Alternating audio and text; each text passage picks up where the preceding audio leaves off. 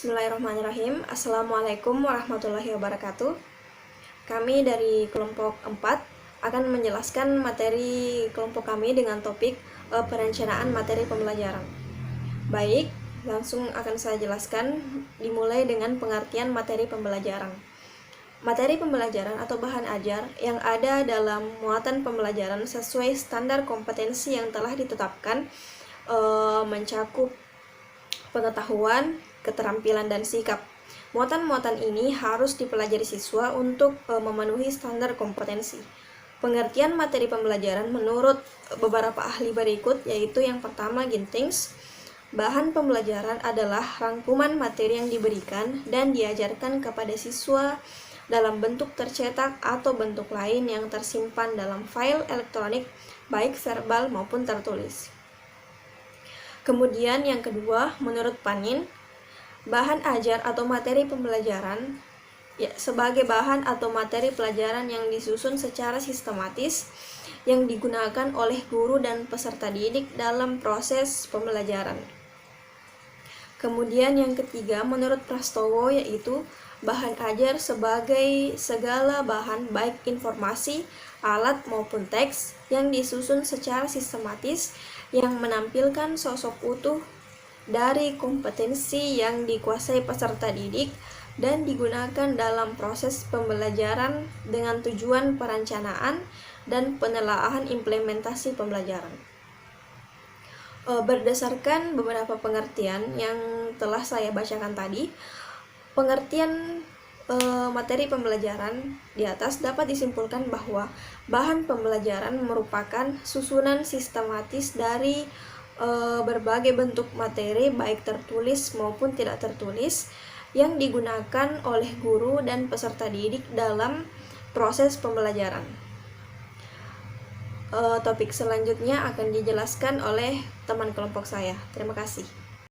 Oke, selanjutnya yaitu langkah-langkah pemilihan dan perencanaan materi pembelajaran. Pemilihan bahan atau materi pembelajaran haruslah mengacu atau merujuk pada standar kompetensi. Secara garis besar, langkah-langkah pemilihan bahan pelajaran meliputi 1. Mengidentifikasi aspek-aspek yang terdapat dalam standar kompetensi dan kompetensi dasar. Setiap aspek standar kompetensi memerlukan materi pembelajaran atau bahan ajar yang berbeda-beda untuk membantu pencapaiannya. 2. Mengidentifikasi jenis-jenis materi pembelajaran sejalan dengan berbagai jenis aspek standar kompetensi. Materi pelajaran juga dapat dibedakan menjadi jenis materi, aspek kognitif, afektif, dan psikomotorik.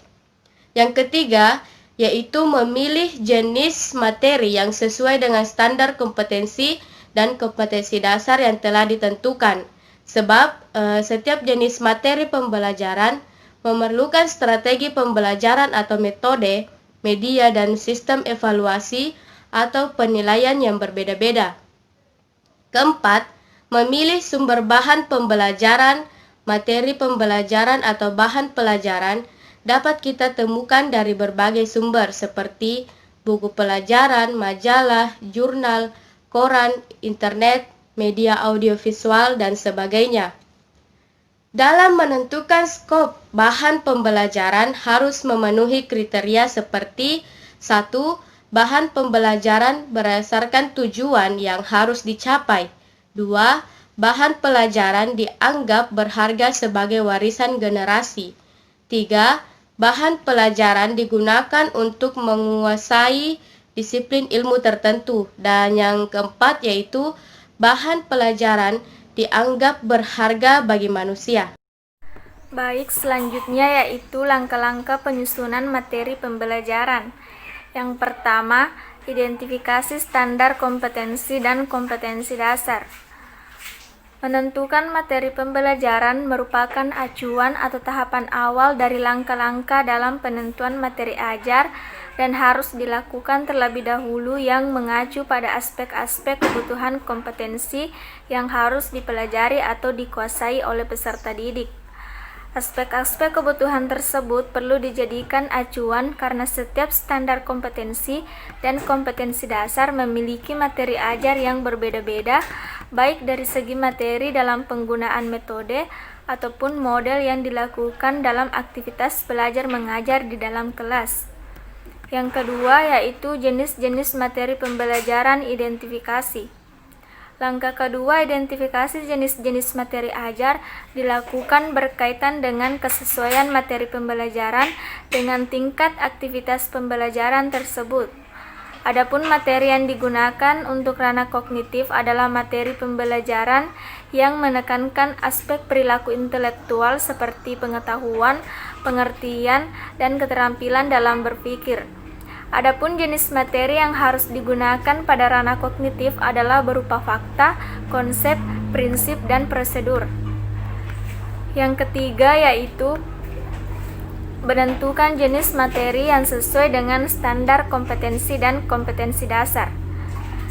Cara praktis yang dapat digunakan sebagai acuan dalam menentukan jenis materi pembelajaran yaitu dengan cara membuat pertanyaan-pertanyaan yang berkaitan dengan kompetensi dasar yang ditentukan dalam kerangka kurikulum.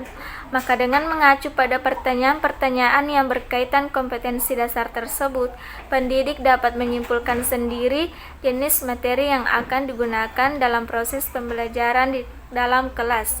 Di samping itu, pendidik dapat juga menentukan jenis materi tersebut apakah bersifat fakta, konsep, prinsip, prosedur, aspek psikomotor, ataupun jenis afektif. Yang keempat yaitu memilih sumber bahan ajar. Menentukan sumber ajar yang akan digunakan sebagai penunjang dalam melakukan proses kegiatan belajar mengajar di dalam kelas. Secara umum, pendidik dapat menentukan sumber materi ajar dengan menggunakan berbagai referensi yang ada selama sesuai dengan konsep materi ajar yang telah dijabarkan. Adapun sumber belajar yang umum digunakan oleh pendidik adalah buku pelajaran, majalah, jurnal, koran, internet, media audiovisual, dan sebagainya. Terakhir yaitu prosedur penyusunan bahan pembelajaran. Bahan pembelajaran merupakan komponen penting yang harus disusun dan disiapkan oleh guru sebelum proses pembelajaran. Terdapat beberapa prosedur yang dilakukan dalam penyusunan bahan pembelajaran. Yang pertama yaitu memahami standar isi, standar kompetensi lulusan, silabus, program semester, dan rencana pelaksanaan pembelajaran. Memahami standar isi dan standar kompetensi lulusan sebenarnya telah dilakukan oleh guru pada saat penyusunan silabus, program semester, dan RPP. Hal ini dilakukan untuk membantu mengaplikasikan prinsip relevansi, konsistensi, dan kecukupan. Selain itu, bahan pembelajaran juga dapat terpandu ke arah yang lebih jelas sehingga bahan ajar yang dihasilkan benar-benar berfungsi. Selanjutnya yaitu mengidentifikasi jenis bahan pembelajaran. Hal ini dilakukan agar penyusunan bahan pembelajaran dapat mengetahui dengan tepat jenis materi pembelajaran yang akan disajikan. Selanjutnya yang ketiga yaitu melakukan pemetaan materi.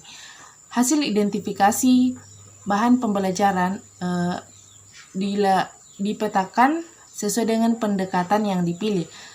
Pemetaan ini dilakukan berdasarkan standar kompetensi, kompetensi dasar, dan standar kompetensi kelulusan.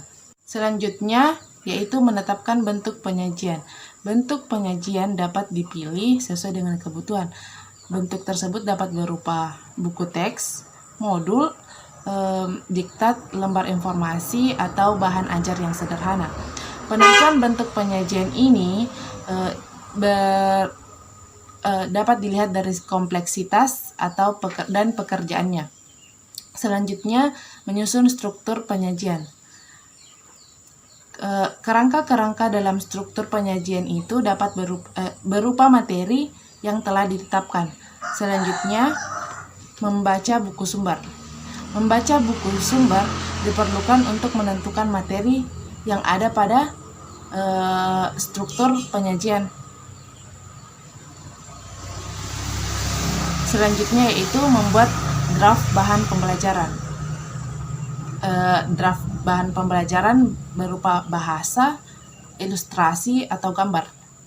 Selanjutnya, merevisi atau menyunting bahan pembelajaran.